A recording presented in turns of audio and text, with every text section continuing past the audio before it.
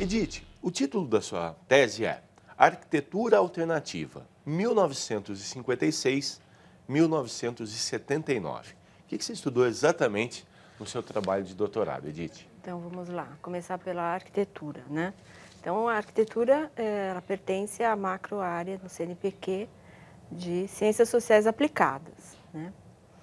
A palavra alternativa, ela tenta descrever exatamente o conteúdo da minha tese, né? Então, a alternativa enquanto substantivo é uma alternativa entre uma coisa e outra, né? Mas a alternativa também, na sociologia, ela ganha outros significados. No caso, é uma postura, uma visão de mundo, vamos chamar assim, né? De algumas pessoas que procuram contestar a sociedade dominante e procurar um outro caminho, né?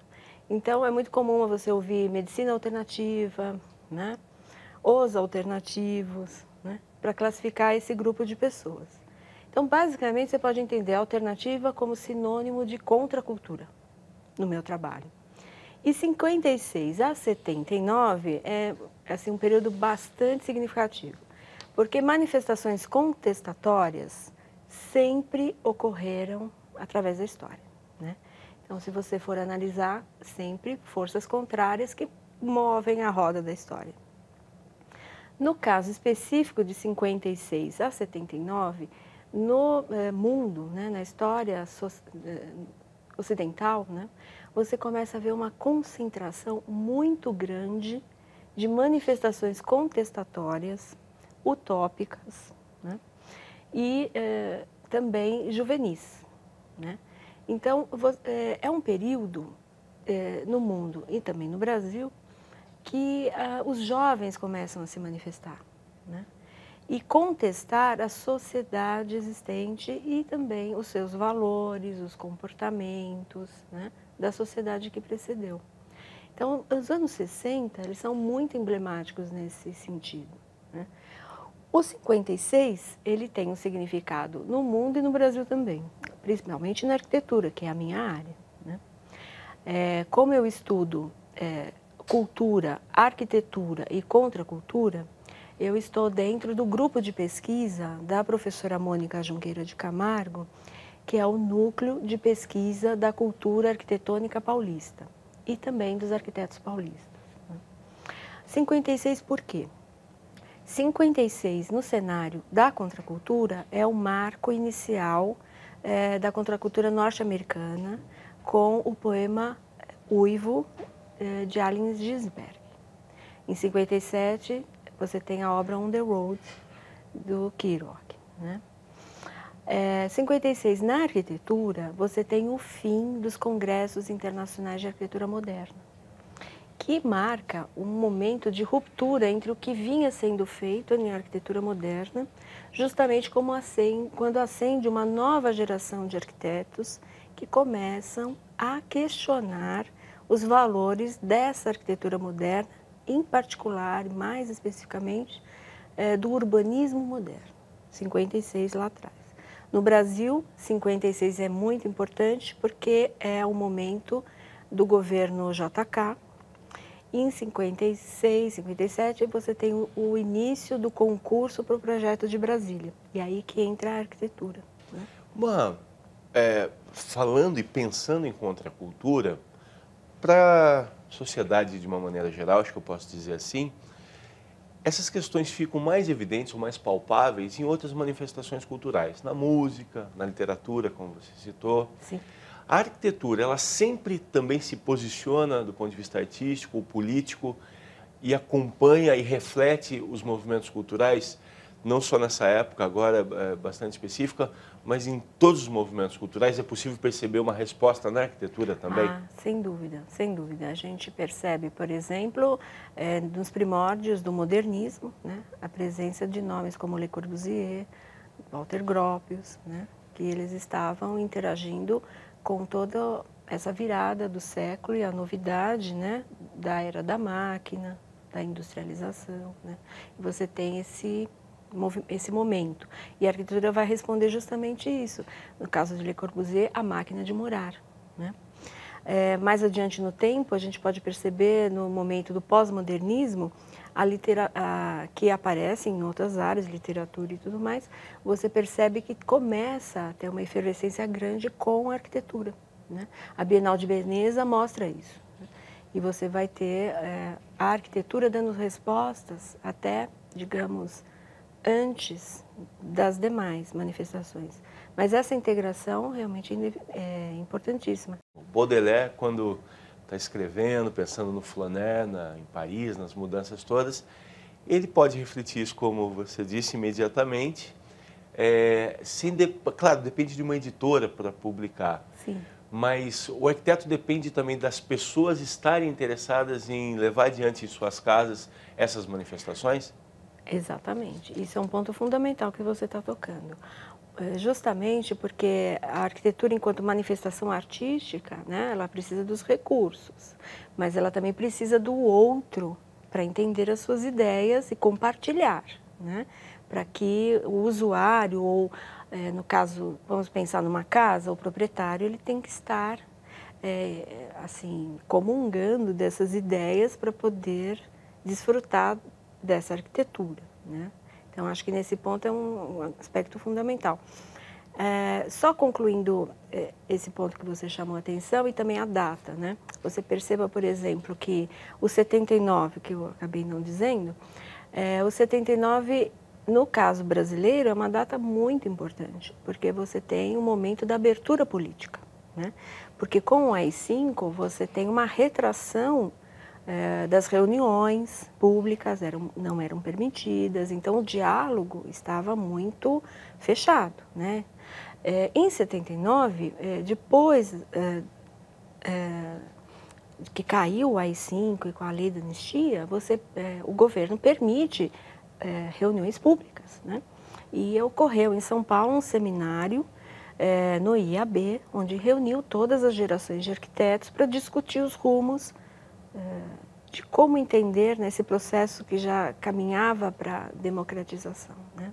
No seu recorte, você observa trabalhos arquitetônicos exclusivamente na cidade de São Paulo, ou você estende também para outros lugares do Brasil e do mundo? Não, o meu recorte foi arquitetos paulistas, e no caso da Lina, todas as obras são no estado de São Paulo ou na cidade de São Paulo.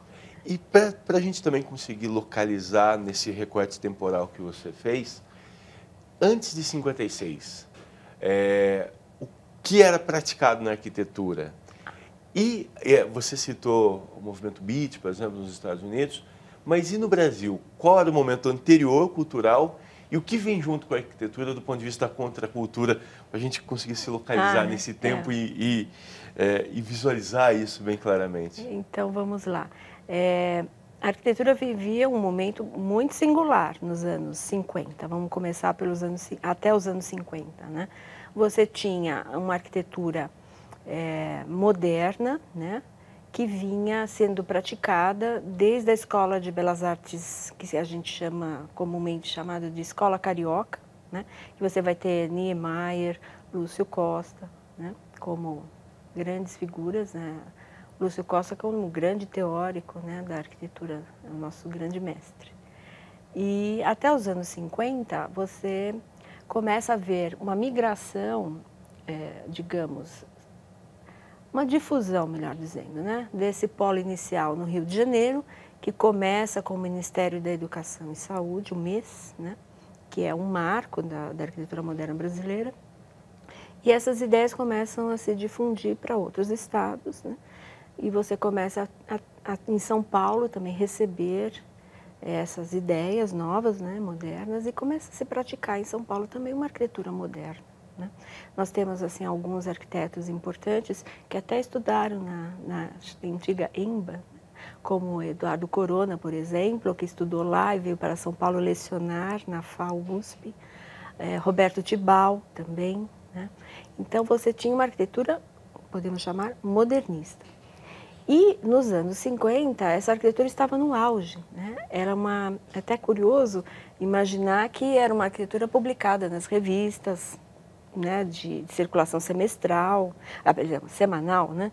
Você tinha a população muito integrada com essa arquitetura, principalmente com o advento da construção de Brasília, né?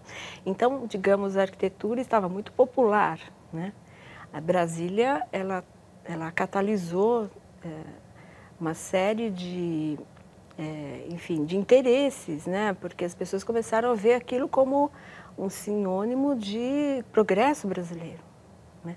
Então, o plano de metas de JK, e representado em Brasília, com materialização de Brasília, você tinha isso, para a nossa profissão, os arquitetos estavam no auge, né? Contudo, Brasília também, depois de Brasília, a coisa fica um pouco diferente, né? Politicamente falando.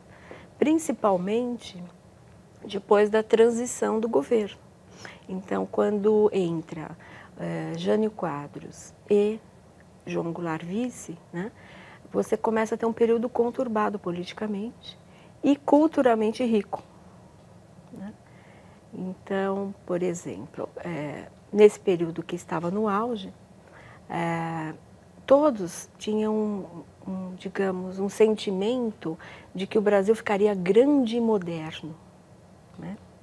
Mas, quando tem essa transição, e no período principalmente da renúncia do Jânio até o golpe militar de 64, foi um período muito conturbado, né? Então, se num primeiro momento as outras artes também, como por exemplo a poesia concreta, né? Você tem os irmãos Campos falando do plano piloto da poesia concreta, que tinha tudo a ver com esse ideal, né, de Brasil grande e moderno, Brasil de Brasília, né, a Bossa Nova, até o JK é conhecido como o presidente Bossa Nova, né? E começa a ter um declínio, né? Aí eu preciso colocar que as pessoas que tinham um ideal de esquerda e vinham desde desse período do JK, principalmente também com o Jango, né, pensando que seria possível uma transição até para o socialismo, né? E essas pessoas, muitas delas, atuavam nas artes. Então, esse ideário do Brasil grande e moderno, né, associado a esse desejo também de uma justiça social, um país mais igual, né, levou depois do golpe militar, uma frustração, né, que esses sonhos não foram realizados. E as artes todas se manifestam, e a arquitetura também. Edith, você faz um recorte também, além do temporal, você traz para o seu corpus alguns arquitetos, enfim, você monta um grupo bastante específico. Eu queria citá-los, que você contasse quem são eles e o porquê da sua escolha. Lina Bobardi, Sérgio Ferro, Rodrigo Lefebvre, Flávio Império, Eduardo Longo, Vitor Lotufo e Pitanga do Amparo. Do Amparo. É isso. É isso. São a escolha desses nomes especificamente. Tem quem fique de fora e por que você escolheu exatamente esses? Então vamos lá. Esses arquitetos, eles estão em 3 grupos na minha tese, né? Que eu estruturei a partir desse entendimento das transformações da cultura brasileira nesse período que a gente falou. Então, nós temos uma cultura brasileira que, digamos, principalmente a cultura de esquerda, sofre um choque, né, com o advento do AI-5, vamos chamar assim. Então, nós temos um período onde a cultura brasileira, até dos anos 20, 30, 40, você tinha uma grande ênfase ao nacionalismo. O nacionalismo tem muitos matizes também, né? Mas o nacionalismo, esse valor do caráter nacional, os valores nacionais estavam em evidência em todas as manifestações. A partir dos anos 60, a cultura brasileira começa a olhar mais, eu falo cultura brasileira em termos gerais, literatura, música e tudo mais, olhar um pouco mais para a cultura popular, né? Isso coincide um pouco com os movimentos populares na política, né? Então, você tem uma cultura que busca o povo, vamos chamar assim. O Marcelo Ridente, por exemplo, ele tem um livro que se chama A Busca do Povo Brasileiro, que é justamente esse período, né? A partir, então, nos anos 60 e depois nos anos 70, você tem o confronto com o internacionalismo cultural, ou seja, com tudo que vinha de fora, né? Então, você tem na música, por exemplo, aquela grande polêmica sobre as guitarras elétricas, né? Que ficou notória nos festivais, né? E pontuando esses 3 períodos, eu consegui também pontuá-los no meu trabalho, dividindo em 3 grupos. O primeiro grupo ficou uma única pessoa. Talvez tivessem mais pessoas, mas não no universo paulista, né? Pelo menos eu não identifiquei. Então, a Lina Bobardi, o primeiro momento seria arquitetura e nacional popular. O segundo momento da cultura arquitetônica e geral, eu chamei de arquitetura, o nacional popular e a esquerda nova. E o terceiro momento é arquitetura, psicodelismo e ecologismo. Então, a partir desses 3 grupos, o primeiro formado pela arquiteta Lina Bobardi, né? Por quê? Assim, é notória a participação dela como uma agitadora cultural em São Paulo e na Bahia também, né? Então, Lina Bobardi, ela traz da Europa, ela era italiana, né, uma arquiteta, que no cenário paulista, né, ela conseguiu materializar os dois grandes monumentos da cidade de São Paulo, o MASP, né, e o Sesc Pompeia, ambos sucesso de público e crítica, né, inquestionáveis. Na Bahia, a participação dela também foi muito forte. Ela fez a reciclagem do solar do Unhão, onde foi instalado o Museu da Cultura Popular. E, além disso, ela atuou na mídia, no caso no jornal, no Diário de Notícias, discutindo a cultura brasileira, discutindo a cultura nordestina. E ela vai trazer para esse museu, para essa discussão, a cultura popular nordestina. Então, a visão de mundo da Lina Bobardi, que era uma pessoa de perfil bastante contestador desde a juventude, para você ter uma ideia, ela foi a única moça a se formar arquiteto na Itália, na turma dela. Então, isso já mostra, né, esse perfil de mudança, de contestação ao papel da mulher na época. Né? Ao vir para o Brasil com o marido, ela também não ficou à sombra do Pietro Maria Bardi, ela não ficou só senhora Bardi, né? Pelo contrário, ela foi parceira, né, de Pietro Maria Bardi em todas as suas ações. Na formação do MASP, na formação dos cursos do MASP, numa revista de cultura chamada Habitat, que além da arquitetura falava de todo o cenário cultural da época, né? E ela, na Itália ainda, ela também participou da resistência contra os nazistas na guerra e sendo filiada ao Partido Comunista Italiano, cujo fundador, um dos fundadores, é Antônio Gramsci, que é um filósofo marxista da maior importância. Inclusive, a leitura do marxismo gramsciano é totalmente diferente da leitura do marxismo soviético. Então, para você ter uma ideia, o quanto isso interage na arquitetura. O Antônio Gramsci diz que não há intelectuais. Ele diz que todos os homens são intelectuais. Antônio Gramsci.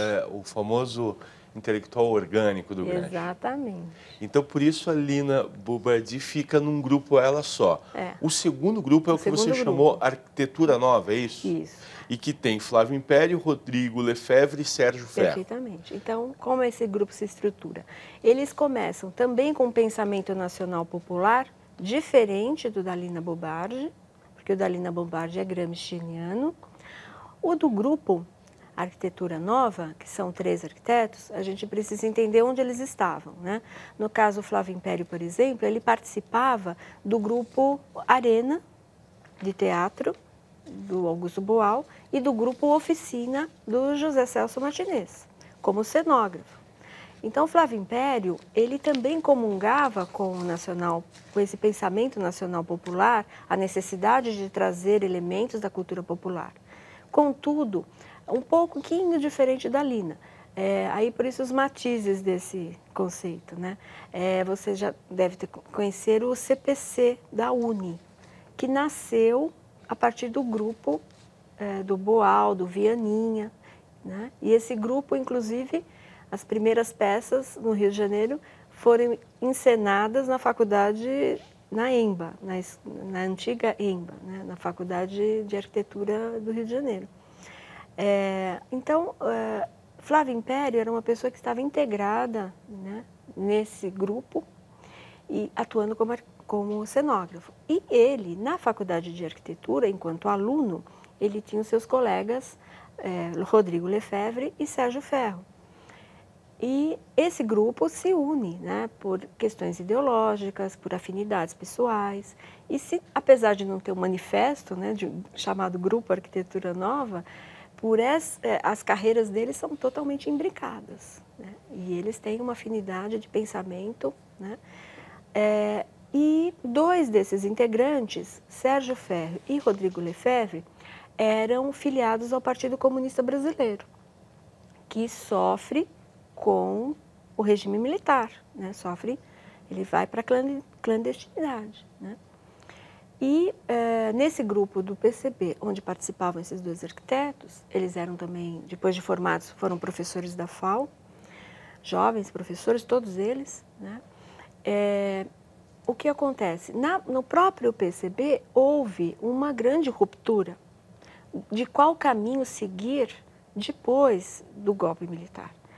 E emerge uma liderança, que é o Carlos Marighella, né? E contrário às posições do partido. E ele rompe com o partido em 67 e leva consigo 33 delegados do partido e os nossos dois arquitetos também. E esses dois arquitetos vão para a luta armada. Por isso, esquerda nova. Esquerda nova no sentido da juventude também, porque a maioria que participou da ALN, formada pelo Marighella, eram jovens, muitos deles universitários, estudantes, né?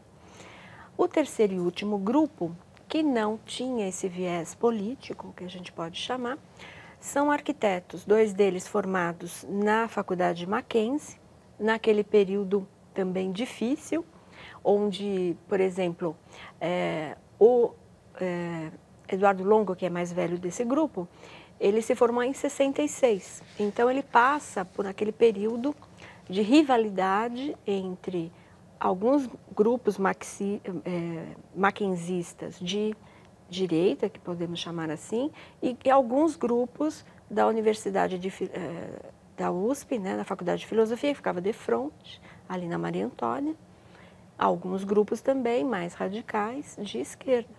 E eles se rivalizavam, né, esses grupos, até que houve a chamada Batalha da Maria Antônia, né, que é um marco emblemático dessa rivalidade. Muito bem. Eduardo Longo pertencia ao diretório acadêmico naquela época. E ele ganha, junto com o grupo dele, a chapa do grupo dele ganha as eleições no diretório com o slogan mais arquitetura, menos política. Então, esses outros arquitetos, no caso Eduardo Longo e Vitor Lotufo, que também se forma no Mackenzie, um ano depois, em 67, e o terceiro integrante é Pitanga do Amparo, que foi da primeira turma da FAUSP Nova, lá no prédio do Vila Nova Artigas. Então, por exemplo, Eduardo Longo, ele vai para uma investigação arquitetônica completamente distinta dos grupos da chamada Escola Brutalista Paulista, né? No caso ainda do grupo anterior, da Esquerda Nova, eles tinham essa contestação política e também na arquitetura, porque eles já não acreditavam mais no Brasil grande e moderno, em 67 em diante. E eles vão questionar a arquitetura que estava sendo feita pelos seus pares, que é da chamada arquitetura brutalista paulista, dos grandes vãos, da ênfase do concreto armado, da ênfase dos pilares, né? Coberturas, geralmente prédios muito racionalistas, modulares, objetivando uma serialização e industrialização. Então, esse grupo do Arquitetura Nova contesta isso. Ele diz, não, precisamos ter uma arquitetura mais próxima das necessidades do subdesenvolvimento brasileiro. Então, vamos fazer economia de meios, vamos criar, eles criaram um sistema construtivo a partir da abóboda, que é autoportante, ela faz a cobertura e faz também os paramentos verticais, né? Também uma proximidade maior com o executor, com o operário, uma sensibilidade maior para as pessoas mais humildes que executam a obra, deixando as suas marcas do executor. Esse terceiro e último grupo que eu citei, eles também começam a questionar essa produção arquitetônica com outras características. Então, no caso do Eduardo Longo, ele já não vai se preocupar mais com aquela questão geométrica, com a serialização, com a industrialização. Ele projetou diversas casas muito grandes, mansões mesmo, com outro pensamento, um pensamento mais de uma arquitetura orgânica e também uma arquitetura que não questionava as questões sociais, o agenciamento dos espaços, né, dentro de uma tradição. O Victor Lotufo, que se formou no Mackenzie e cujo pai era Zenon Lotufo, um arquiteto muito importante também no cenário paulista, um dos prédios, ele foi coautor do prédio do IAB, por exemplo, ele foi do escritório do Oscar Niemeyer aqui em São Paulo, fazendo o Parque do Ibirapuera. E então, o Victor Lotufo, o que acontece? Ele vai trabalhar com o pai e, num determinado momento, ele procura um caminho independente. Ele foi um jovem rebelde nesse sentido, né? Então, ele não seguiu o previsível, né? Ele procurou seus próprios caminhos e ideais. Ele participou, por exemplo, do cinema marginal, né, como ator. E ele é amigo dos Sganzella e Tonati, do cinema marginal, os expoentes, né, do cinema marginal. Victor Lotufo vai pensar em estruturas geodésicas, seguindo uma tendência também muito forte no cenário internacional da chamada arquitetura soft. Então, ela é uma arquitetura mais leve, ele calculou essa estrutura geodésica fazendo economia de meios, seguindo o arquiteto norte-americano Buckminster Fuller, né? E então ele vai estudar Buckminster Fuller, a estrutura geodésica, traduzindo isso para o nosso contexto, traduzindo a estrutura que era originalmente metálica para madeira e criou uma estrutura geodésica de madeira. Então ele vai caminho da economia de meios. E ele foi professor, também difundiu. O último personagem, Pitanga do Amparo, o mais jovem do grupo, ele também é um arquiteto muito integrado nessas das mudanças culturais que ocorriam. Ele foi, por exemplo, um arquiteto que projetou, ainda dentro da Itauplan, talvez o primeiro exemplar de uma agência bancária com preocupações sobre a sustentabilidade. Ele estava muito preocupado com isso e ele funde a arquitetura paulista com economia de meios, dentro desse cenário macro internacional, cria uma cobertura totalmente vegetal para isolamento térmico, né? E essa agência não foi construída, mas ele conseguiu construir uma casa com os mesmos princípios. Edith, pois não. Teu trabalho para os estudantes de arquitetura e para quem se interessa pelos movimentos culturais, podendo observar a arquitetura nesse contexto, fica online e eu tenho certeza que essa conversa aqui é realmente um ponto de partida para que as pessoas possam mergulhar de fato no seu trabalho. Eu queria te agradecer pela entrevista. Muito obrigado. Eu que agradeço. Obrigada.